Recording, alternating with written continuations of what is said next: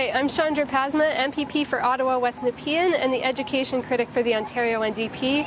And I'm here in Arnprior today to talk to people about the impact of the busing situation in Renfrew County.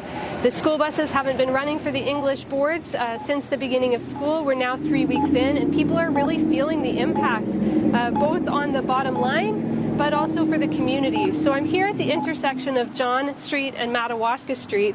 So on a normal school day, you would see these streets completely packed with cars trying to get to the 3 schools that are down John Street. Now, the hospital is also down John Street, so this is a bit of a security situation for people here. If there were an emergency, it could be hard to get to the hospital.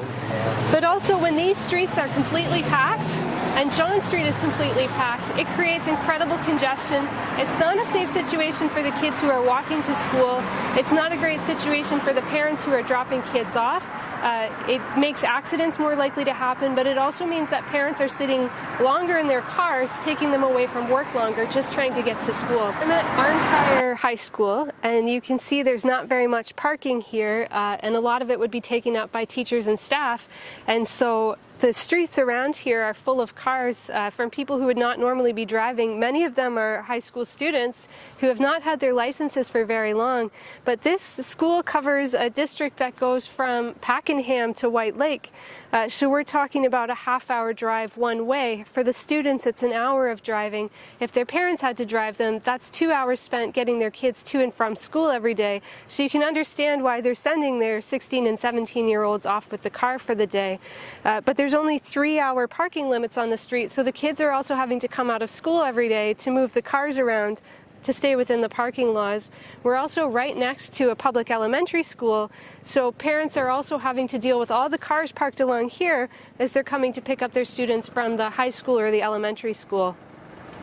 So in addition to the safety and security aspects, there's also an important economic impact on the community here. People are not able to be at work for the full number of hours. Some people aren't able to be at work at all because they have to spend an hour, depending on where they live, sometimes 2 hours a day, driving their kids to school and then coming back to pick them up again. And that has an impact on the whole community when a business isn't able to be open as many hours or to provide as much service because they don't have the employees. It's really important that this problem gets addressed because of the impact on the entire community. Doug Ford and Jill Dunlop, fix the funding formula.